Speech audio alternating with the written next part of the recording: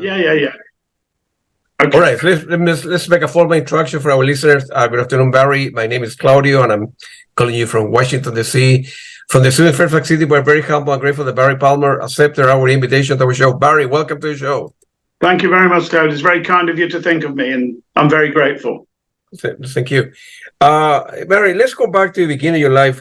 Were you more like in a musical family? Were you taking piano lesson, guitar lesson when you were a little kid? It was important for your parents, for you to learn music? Well, I had no formal training as a child, but I did come from a large family with 3 brothers and 3 sisters, and my mother always had music playing in the house. We never had an instrument, but I was drawn to music really early, just enjoying listening to it.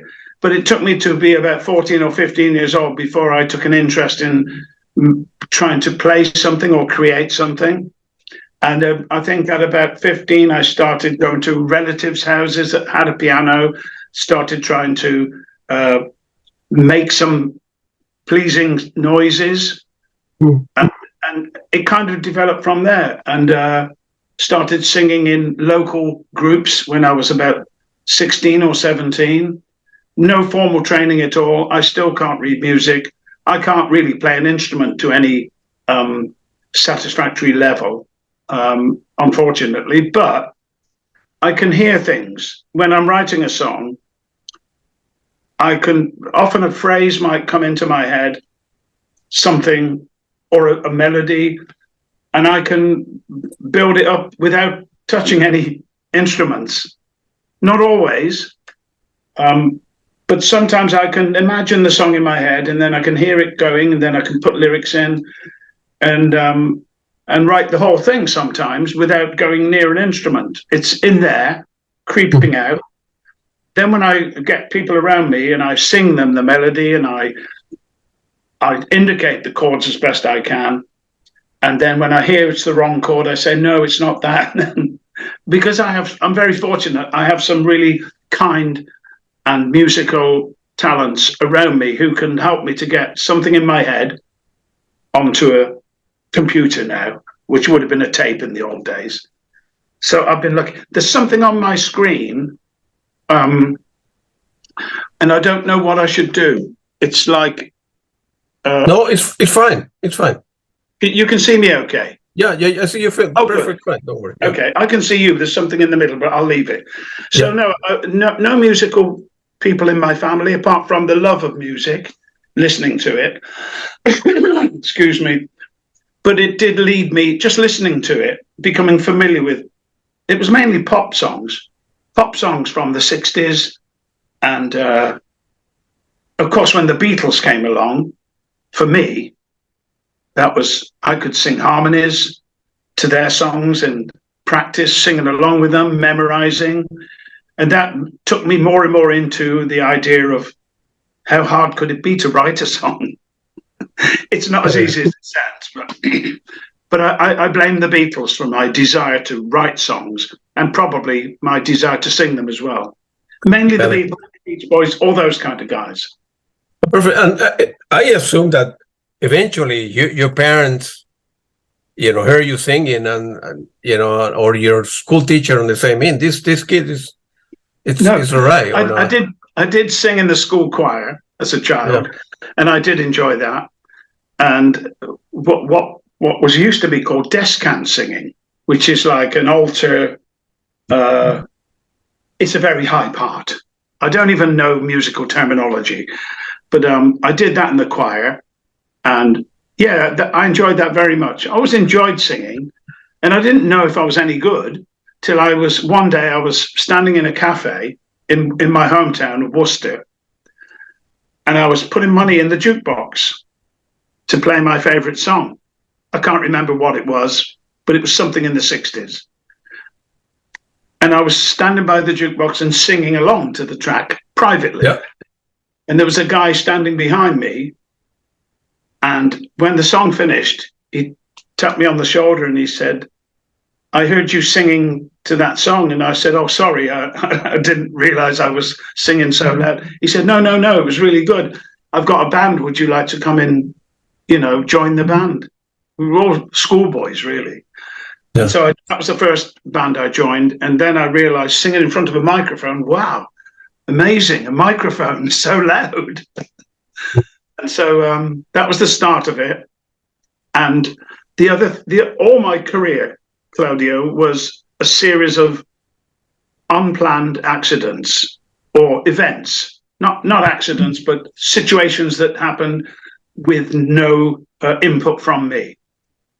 For example, when I first had a recording contract, I wrote these songs in my head with no piano, no instruments, and I went into we had a greenhouse. I don't know if you use that phrase, a greenhouse in the garden. And I'd made up I didn't even use the word composed. I made up 3 songs. And I saw an advert in a music paper saying that if you can sing, send us a recording and maybe we'll give you an audition in a recording studio. So I'd made up 3 songs in my head, and I knew them because I'd worked on them for weeks. But I had no instrument to play, so I went into a greenhouse and I took 2 flower pots, empty ones, between my knees for percussion.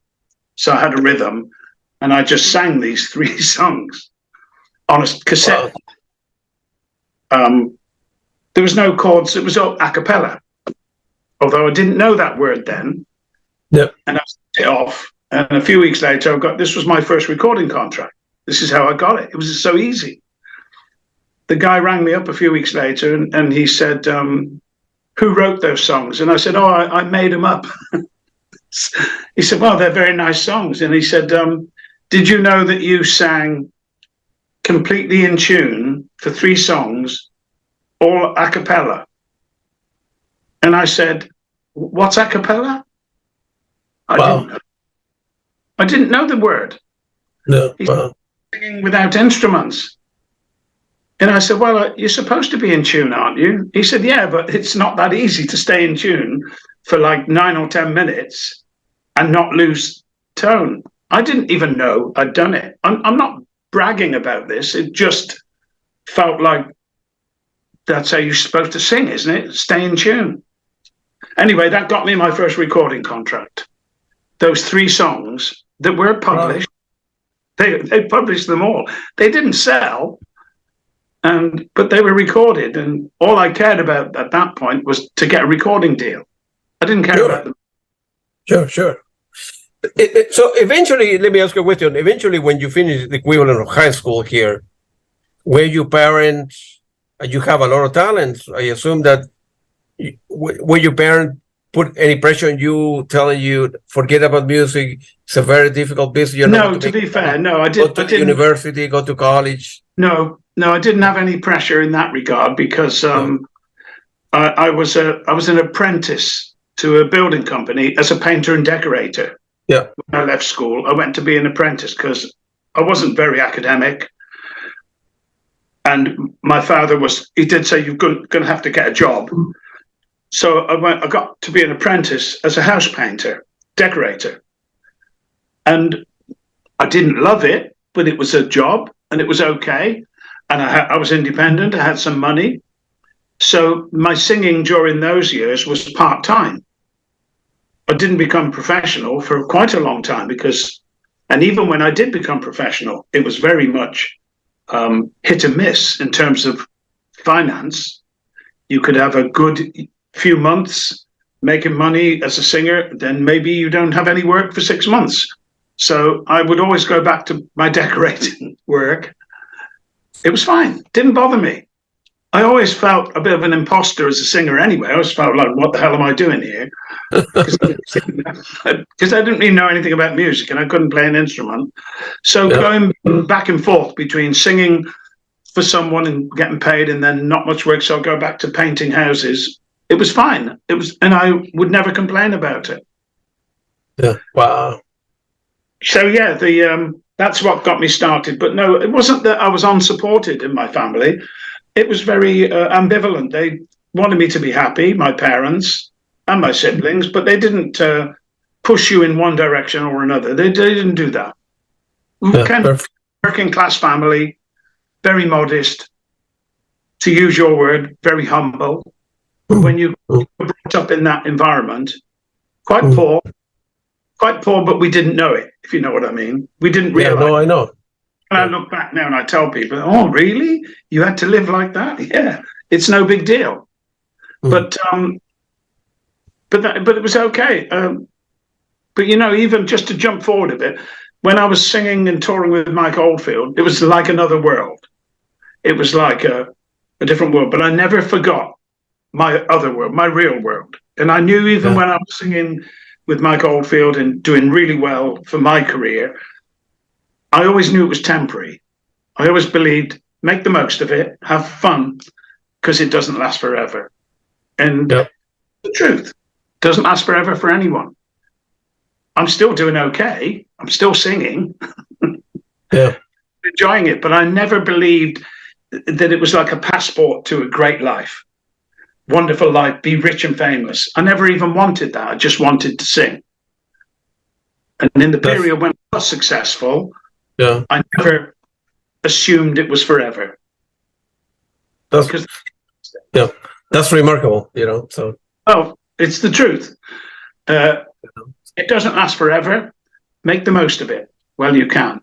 Now I'm in a choir, I'm in a harmony group, and I'm in a duo with my friend Leslie, who's in the other room now. Take two.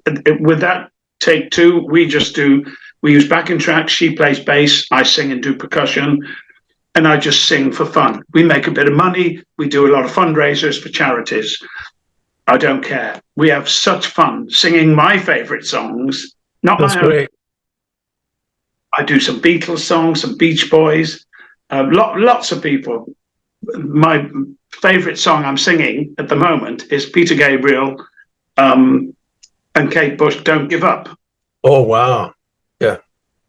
And I don't take this the wrong way, but I do a really good version of that with my partner, Leslie. And I love singing.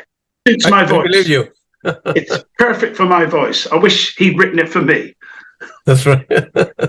Hopefully I will want to be interviewing Peter Gabriel soon. Kate Bush is very difficult to get a hold of. She lives down here now in Devon, in my county. Right. Well, if you see her, I'll do my best, but I'm not making any promises. Yeah, she's one of my heroes. For her, she's fantastic. How difficult it was at the beginning. She doesn't come from a rich family, and for me, those qualities are very appealing. Other musicians that I don't want to mention here, we talked before, are arrogant. They are good, but you shouldn't be like that. I don't want to talk to those people. I want to prefer to talk to humble and quiet and assuming people. That's more appealing to me. That other musician that they did all right in their life and they have all the right to own 10 houses and cars and this or that, but they're not good people, and that's important in the world. I will ask, XYZ band or XYZ member, tell me what have you done in your life for other people, and they will be quiet because they wouldn't know what to do with my question. It's foolish. It's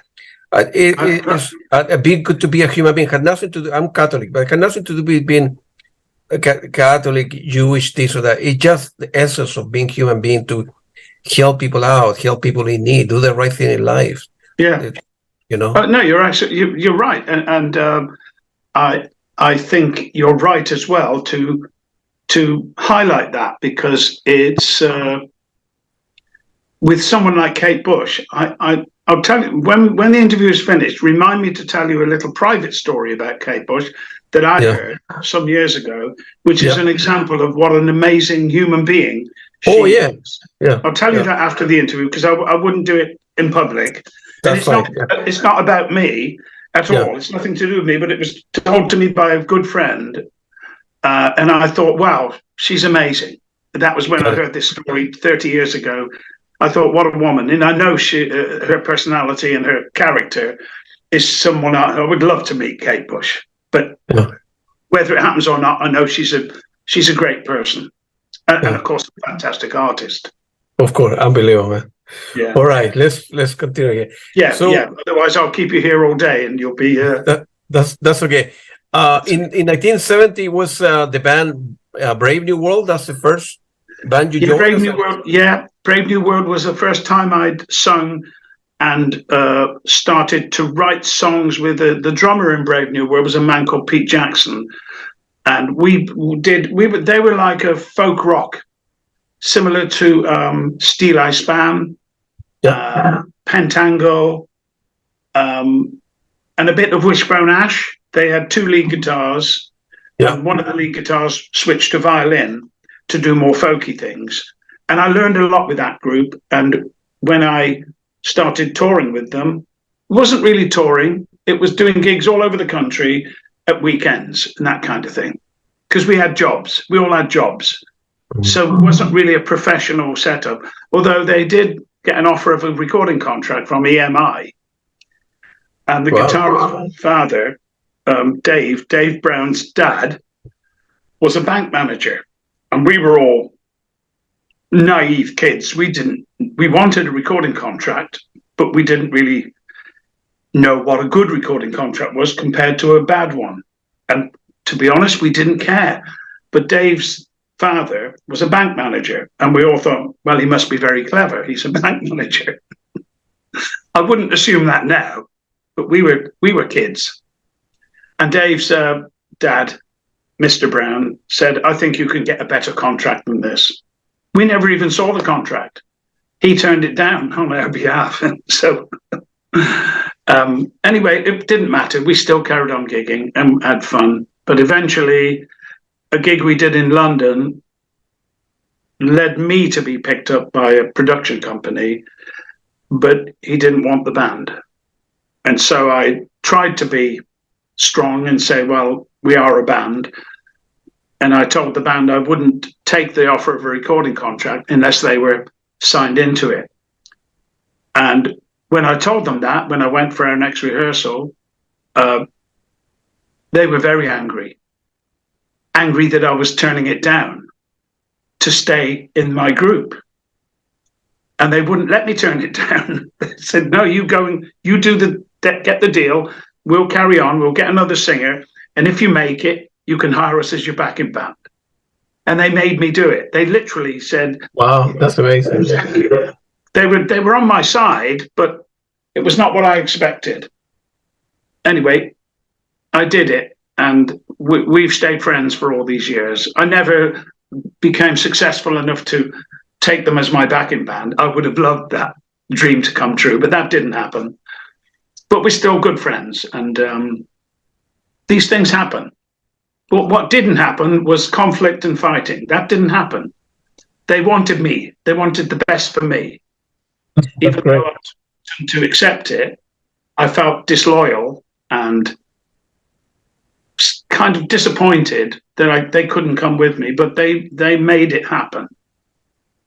So but great friends, great musicians. One interesting comment I would like to say, I don't get the chance to say this very often. As much as I respect musicians of the quality of Xavier, Mike Oldfield, and loads of the professional musicians I've worked with over the years, I also have massive respect for semi-pro musos that a lot of them never learned to read or write music. They just learned to play and learn to sing. And they're out there playing in pubs and clubs. And they are, for me, they're the sort of bedrock of music. The amateur bands, the little bands that don't make it, but they play well. And they go out there for the love of the music, singing other people's songs. I have great respect for them. Because you know what, in England at least, I don't know, I've been in America a few times, but I don't know if it applies. In England, if you go into a club or a bar and you see a semi-professional or amateur band playing, they won't be reading the music. They've learned their parts from memory, and they just do it. And that's something I really respect. I also respect the readers, because that's more clever, but for these people to learn all these songs, sometimes 30, 40, 50 songs, all in your head. Yeah. It's quite something, isn't it? Oh, yeah, absolutely. Absolutely. And I'm watching amateur bands and I'm thinking, how do you do that?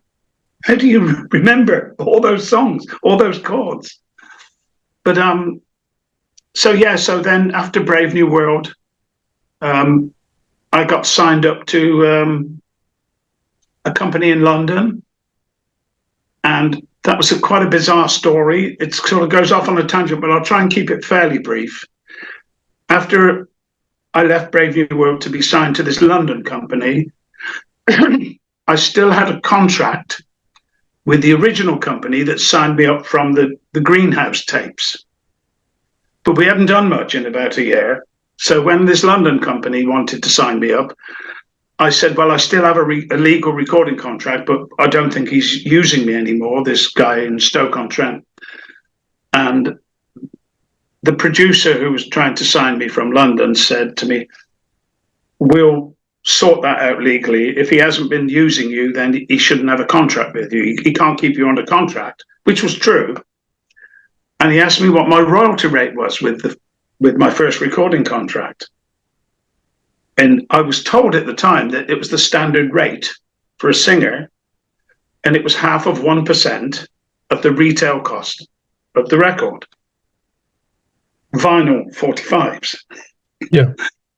And I told this guy, well, my royalty rate was the normal royalty of 1/2%. And he banged his fist on the desk. He said, I'll double it. So I was like, what? The going life was about 6 or 7% normally in the UK. So I was delusional. I thought 1% was fine. But like I said to you before, I didn't care about the money. Yeah. I would have signed a recording contract for nothing if I could make records and show people what I could do. And I'm the same as lots of people. Lots of people just want to do it. They don't care about the money. Maybe they care later if they're being successful and they think, where's all my money going? But in the beginning, you don't care about it. You just want to do it. You want to get exposure and then do what you want to do what you like for a living, and do your thing, so you can think about a footballer or a tennis player, a sportsman, someone who's a golfer, not just sports, other industries where you're doing something that you would do for nothing, and suddenly someone wants to give you money for it. What's not to like? What's not to like? Absolutely. Yep. Absolutely. Back in let's say 1974, you sang vocals on I think it was a chart hit, The Bump. I think you didn't make public appearances. You guys did okay in the chart. Then that's linked into the Brave New World story. The company that wanted to sign me and take me away from Brave New World was that company. They were called I can't remember the name of the company, but the two songwriters who ran it was Phil Coulter and Bill Martin.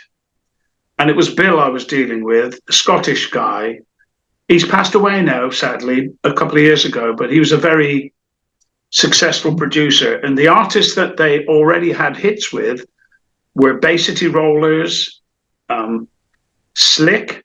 The lead singer in Slick, who I was introduced, was a man called Midge Ure, who later became successful with in other bands and on his solo career. So Bill Martin and Phil Coulter, when they heard me sing in Brave New World, they asked me to sing a song that they had contracted out to someone else. There was a singer called Kenny, who had recorded a song for this company that was a production that went out on a label called Rack Records. Now, the guy who sang the original record was called Kenny. He was from Ireland. And after one hit record called Heart of Stone, he wanted to go back to Ireland. He didn't feel happy in the music business. And the producers had a contract for a follow-up single that they now couldn't deliver till they heard me sing. And they thought he could sing and sound a bit like this guy, Kenny. So when they put this to me, would I do that? They would pay me. And I said, well, I'll do it on condition that I can do another song that's my choice. And they agreed with that. And the song was a Paul McCartney song called Maybe I'm Amazed.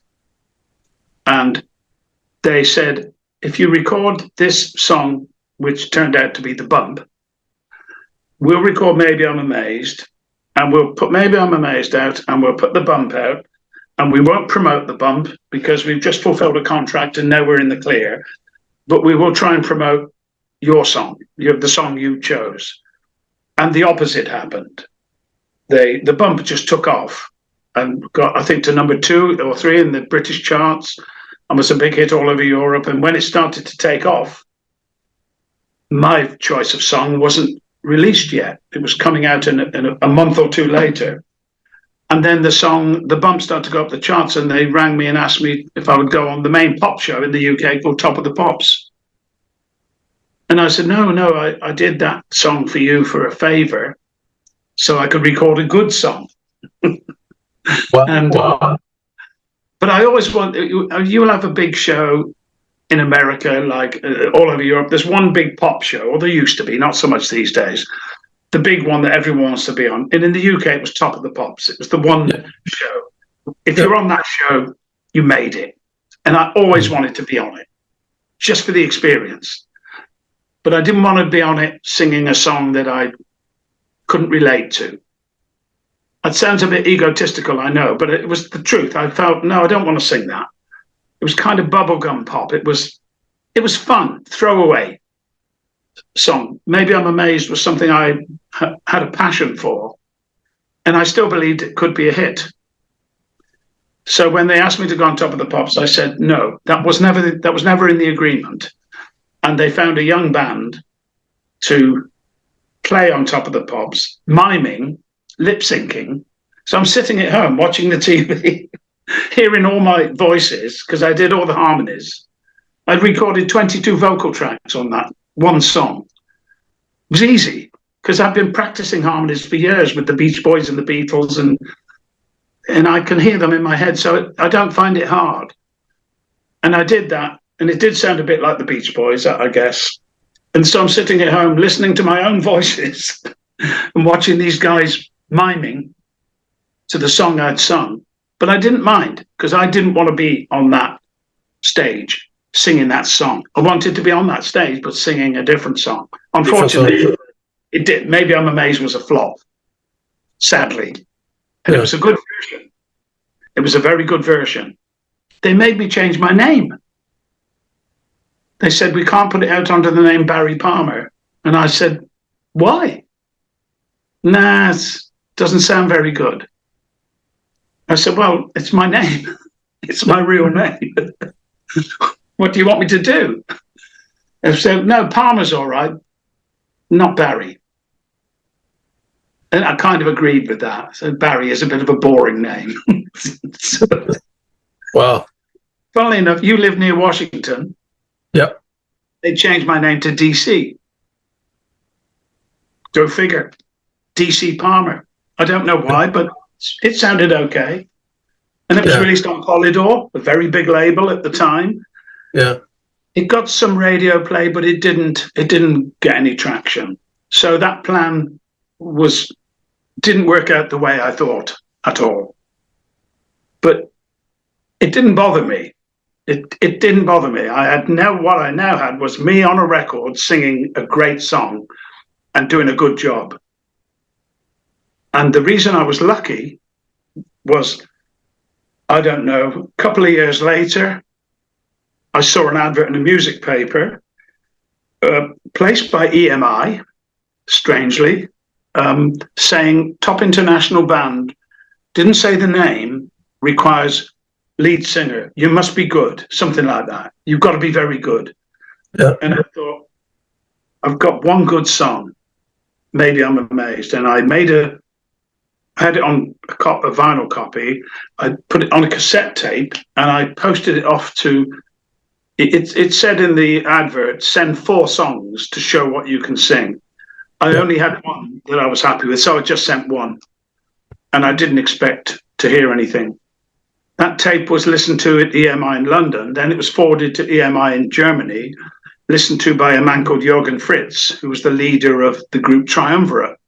Correct. Yeah. A couple of weeks later, I got this phone call. He introduced himself. he said, you only sent one song. You were supposed to send 4. I really like your voice, blah, blah, blah. Why didn't you send 4 songs? I said, I only had one song that I was proud of with my singing. So I thought, he said, well, it's amazing. At the time, he said, this is my favorite song, my very favorite song. I think it's an astonishing performance, and I want you to come to Cologne and sing with my band. And that's such a stroke of good luck. That I sang Maybe I'm Amazed. It was a flop. I didn't worry. I didn't really expect it to be a hit, but I wanted it to be a hit, but it wasn't. So I just moved on. But later, that Maybe I'm Amazed got me a fantastic job with a fabulous German band, Triumvirat. They were amazing. Well, Jürgen mainly, the main guy. A bit like Emerson, Lake and Palmer, type of prog rock, very prog. Yeah. I don't know if you've ever heard them. Yeah, I know who they are. Yeah. So, but if I hadn't have sung Maybe I'm Amazed, I probably wouldn't have got the job in Triumvirat. That's just how these things happen. No planning, just fluke, a bit of luck. In your life, you have, different step along the way that. Yeah. At the time, looking forward, it would have been impossible to read. Looking backward, you can connect the dots, right? Yeah, looking backwards, yeah. But don't forget, when I sent the tape to Germany, it was a long shot. I thought, well, nothing to lose. I've got this good version of Maybe I'm Amazed. Yeah. I'll send that. Maybe it's a job, maybe it isn't. I didn't know it was a German band. They didn't say that in the advert. They just said top international band. And when I found out it was a German band, I still didn't know anything about them. Never heard anything. Never even heard the word. And but already by then they had 2 top 30 albums in America, and they toured with Fleetwood Mac, supporting Fleetwood Mac. So they already had a very good foothold in the music business, especially in America. And so I was very fortunate there. And these things do link up, as you said. When you look back, you can see that how it ties in. Yeah. But you can't see that looking forward. Of course not. It's just an empty space. It's just an empty space. Correct. Yeah. Absolutely. Where you guys? I had a good time with. Sorry, I've just finished my statement on Triumvirat. I had a great time working with them. The singing was the most challenging thing I'd ever done in my young life. I'd only sung pop songs. It was now almost like singing almost operatic, and key changes and when you remember that I wasn't really, I don't consider myself to be a musician. I always have to work just in my ears. I don't know what I'm doing most of the time. But Triumvirat was quite a challenge to learn a new way of singing, very high, very low, key changes, tempo changes, time signature changes, all kinds of things going on Triumvirat albums. But I realized how much fun it was once I got rid of the anxiety of what comes next. It wasn't like a pop, intro verse chorus. It wasn't like that. It was much more complex. As you know, prog music, that was the purpose of it, make it complex. But once I could understand what was going on, I had a great time with Triumvirat. I love singing those songs.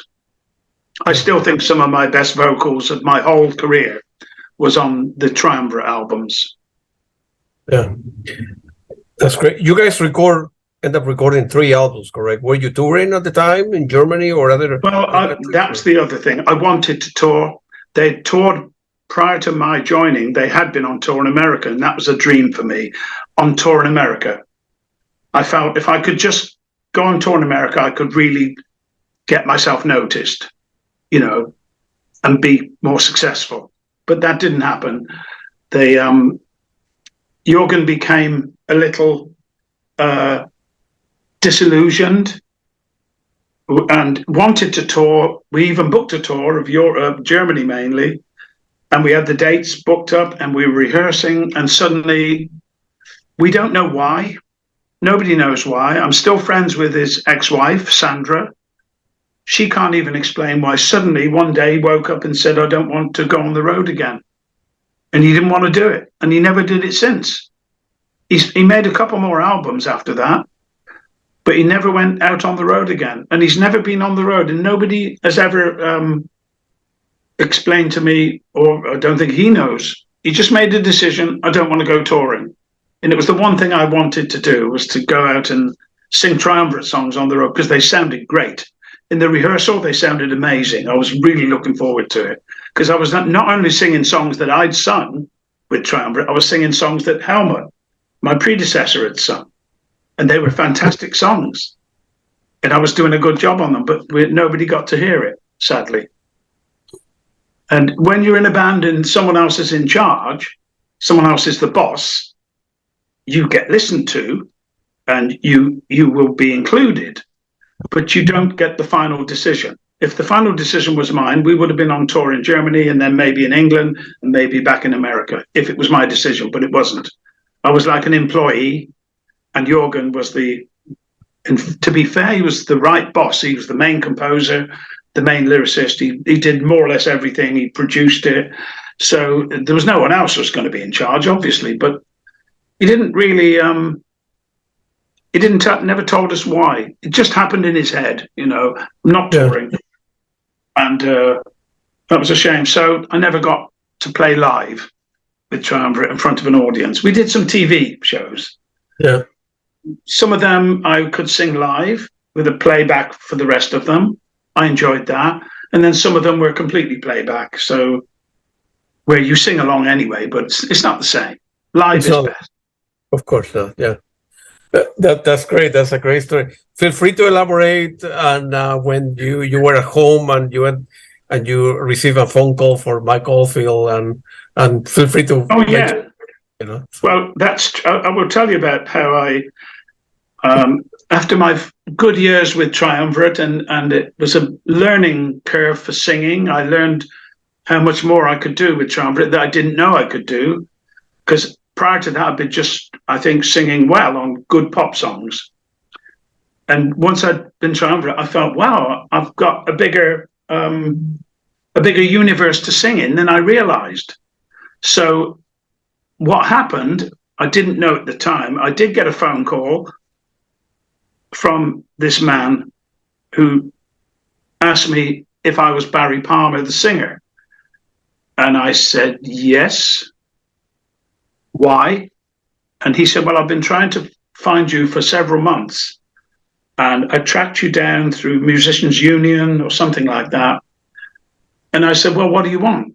He said, well, I'm Mike Oldfield, and I'd like you to come to London so you can try some songs with me. And the Brave New World drummer that I mentioned earlier, Pete Jackson, we were living quite close to each other during this period, was a prank guy. He liked to do pranks. And one of his pranks was phoning me up, pretending to be someone else. Yeah. And although it didn't sound like Pete, I accused Mike of being Pete. And I said, Pete, is that you? And he went, no, I've already told you it's Mike Oldfield. I said, Pete, this is pathetic. He said, no, it really is Mike Oldfield. And I realized that can't be Pete's voice. But I couldn't believe it was Mike Oldfield either. And I said, do you mean Mike Oldfield, Tubular Bells, Mike Oldfield? And he was a little bit annoyed. He said, well, I've done a lot more than Tubular Bells. That was just one album. And I said, is it really? Yeah, it is. And I apologized. And he was okay. But I literally did not know. I didn't know what he sounded like. He's never phoned me before. But once I knew it was him, I realized he's an important person. And he said that he'd been touring in Germany earlier that year, I think 1981 or something, maybe 82. And someone had played a Triumvirat album, and he liked the voice. he wanted the voice. He said straight away, I heard you sing on Triumvirat, and I thought I could really work with that voice. I said, well, fantastic. And the next day I was living in the north of England, Yorkshire, and he arranged a ticket for me to fly from the airport down to London. And at that point, I only knew Tubular Bells. I'd heard of the other Hergest Ridge. I'd heard of them, but I never actually heard them. I was preoccupied in my own music and not listening to... I did know Tubular Bells, obviously. I actually bought that. I had the album, or somebody bought it. So when I flew down to Heathrow, and he came to fetch me, I recognized him because I'd seen pictures of him. And we went out and we jumped in his Porsche, his super Porsche. Excuse me. And we drove to his house where he had his studio. And part of the drive is on a motorway, the M4, or the M40, I think it is. And it was about, I don't know, maybe 12 o'clock, lunchtime. And he said, do you drink? I said, well, I drink beer.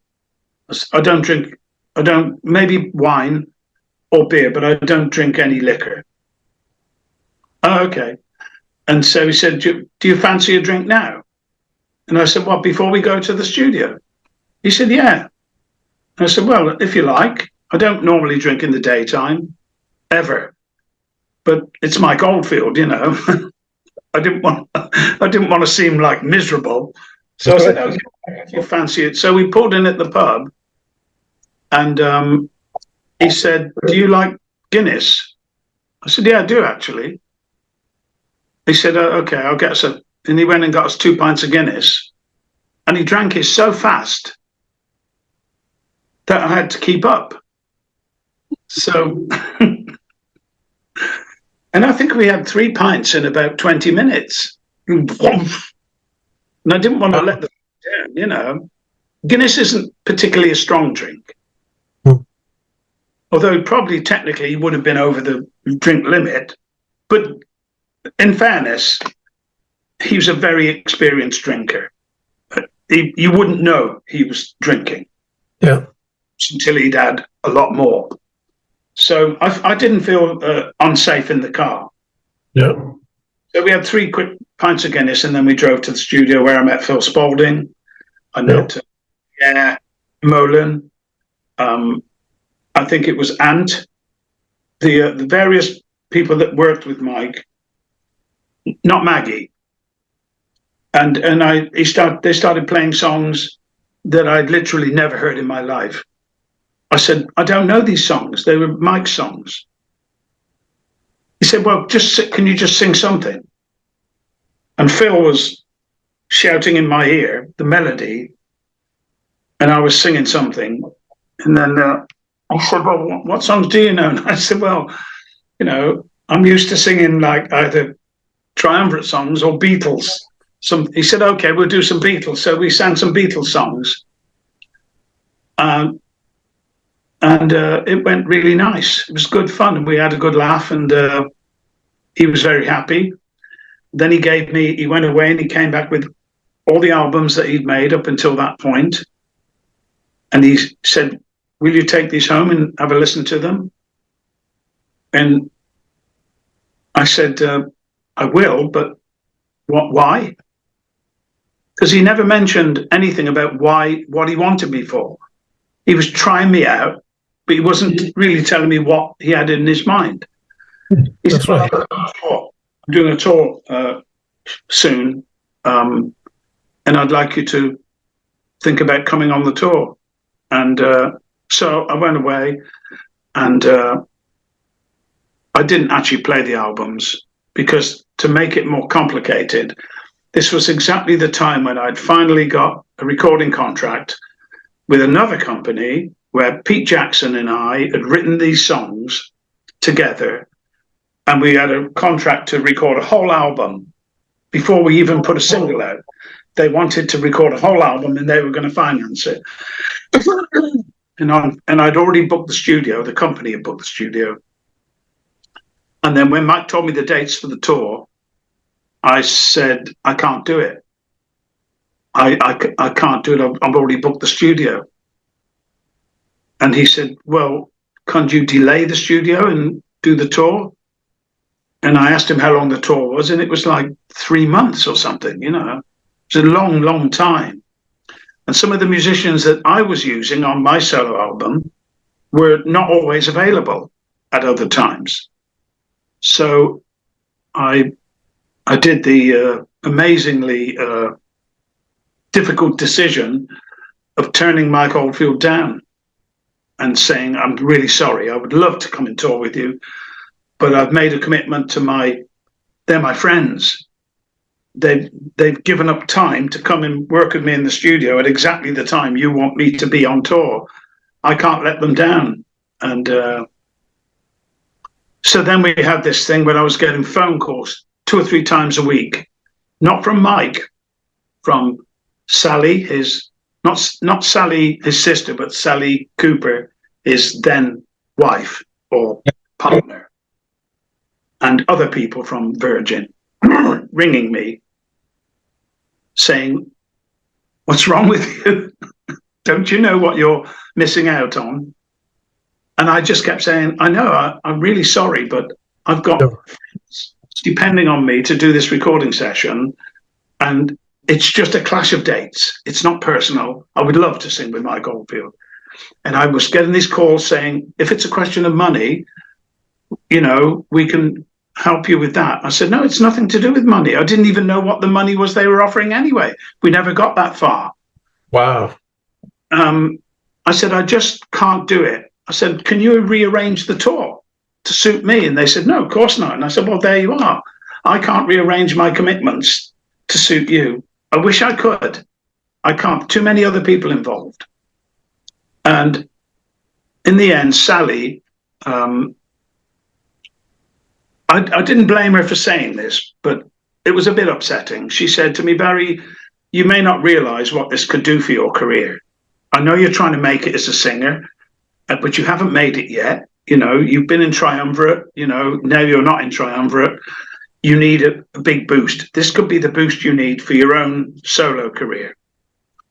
And I said, I know, of course I know. Working for Mike, what an honor and all that. I was aware of that. And she said, you know, nobody ever said no to Mike. And I said, I know, it's awful, isn't it? But I can't change the reality of the situation. And she said, this was the slightly upsetting bit. She said, well, he's a big fan of your voice, but if you say no, he'll never come back. And I said, yeah, I thought that might be the case, because it's an insult in a way, isn't it? He feels insulted that I'm turning him down, but I've explained my reasons, and I would like him to understand those reasons. They're good reasons. Other commitments. No, she said, you'll regret it. I'm still, and I'm thinking, blimey, I will regret it, but I couldn't change it. And and then about 6 months later, guess who phoned me up? Mr. Bolan. Yeah. I'd like you to come and sing a song that I've written called Crime of Passion. Well, he didn't tell me the title on that day. He just said, I've written it and I think it's a good song for you. So he did forgive me eventually. And then we started off on, but I think I'm the only person to ever say no. And I'm definitely the only person to say no and still get invited back. So that's right. Wow, it's amazing. I'm amazed. Yeah, at the time, obviously, you have your very good reason to say no. And now, 40 years later, we're in the year 2023, you look back and say, you know, if I could go back, change my decision, or easy for me to say. That's a great question. And I've been asked this question before, like, why didn't you sing the Kenny song? You would have been famous. And why didn't you say yes to Mike Oldfield? Honestly, with my hand on my heart, I don't change anything. because Perfect. sometimes you have to stay on your track, and Yeah. sometimes it doesn't work out good.